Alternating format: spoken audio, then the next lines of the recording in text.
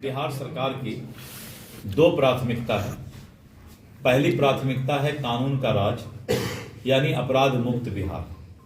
आप देख रहे होंगे कि अपराधियों के अंदर और एक भय का माहौल है कि अगर वो गलत करेगा, अवैध हथियार लेकर पुलिस को चुनौती देगा, तो शूट एंड साइट भी उनका हो सकता है।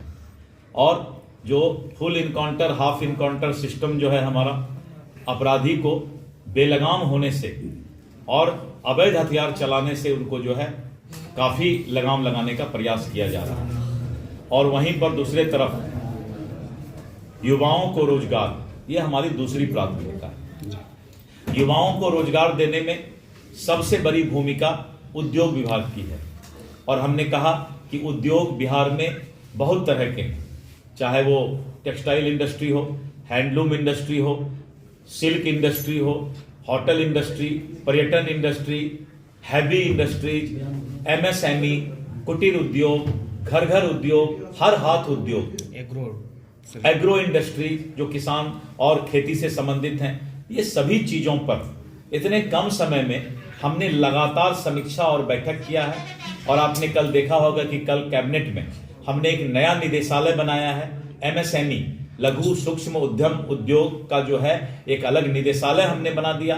पहला कैबिनेट में 4 जो है एजेंडा उद्योग विभाग का था, और आज पूरे सरकार का एक ही एजेंडा है, प्राथमिकता है, वो है उद्योग विभाग। इन्वेस्टमेंट पूरे देश और दुनिया से लगातार लाखों करोड़ का इन्वेस्टमेंट करने के लिए लोग बिहार की ओर चल पड़े हैं, और लगातार जो है हम लोग उनके इन्वेस्टमेंट के लिए व्यवस्था कर रहे हैं। अभी कल जमीन में हमने गया में जो है एक इंफ्रास्ट्रक्चर रेडी किए हैं, उसमें इंडस्ट्रियल पार्क और सभी तरह के इंडस्ट्री वहां पर। और इसी तरह जो है प्रत्येक जिला में करीब 21 जिला का तो भूमि भी अधिग्रहण हो गया है, और जो बचा हुआ है बहुत जल्द अधिग्रहण करके लैंड बैंक बना के अलग अलग जिला में अलग अलग इंडस्ट्री लगाया जाएगा।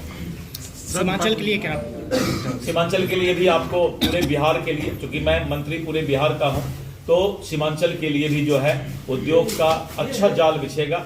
और आने वाले समय में आपको 5 महीने 6 महीने बाद ये दिखाई पड़ना शुरू हो जाएगा। एक नीति लाया है कि अगर कोई 1000 करोड़ रुपया इन्वेस्ट करेंगे तो उनको हम इतना एकड़ जमीन फ्री देंगे, उनको जीएसटी की सुविधा देंगे, उनको इलेक्ट्रिसिटी की सुविधा देंगे।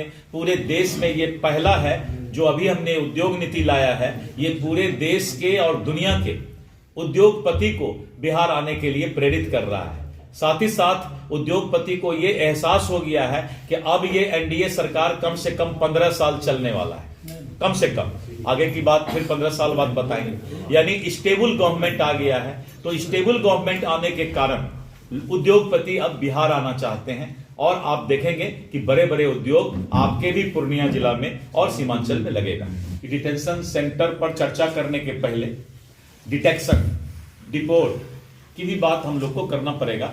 जो अवैध यहाँ के नागरिक हैं, जो इस देश के नागरिक नहीं है, वो स्वतः धीरे धीरे जो है देश छोड़ करके बाहर निकल रहे हैं। आपने देखा होगा कि बांग्लादेश बॉर्डर पर सैकड़ों हजारों लोग जो है यहां से सामान लेकर के जा रहे हैं, जो कि अवैध तरीके से देश में आ गए थे। तो डिटेंशन सेंटर की आवश्यकता तब पड़ेगी जब वैसे नागरिक जिनका पहचान होगा और इस देश में पकड़े जाएंगे, तब डिटेंशन सेंटर होता है। अभी तो देखिए, पहले इनका जो है पहचान हो रहा है, और पहचान होने के बाद अवैध नागरिक अपने आप, उनको मालूम है कि इस देश में घुसपैठ का अब कोई जगह नहीं है। इसीलिए बहुत स्पष्ट तौर पे है कि हिंदुस्तान का कोई भी नागरिक ये नहीं चाहेगा कि कोई विदेशी आकर उसका हक मारे। कोई नहीं चाहेगा, मीडिया वाले भी नहीं चाहेंगे। तो ऐसे लोगों को जो है देश से बाहर किया जाएगा।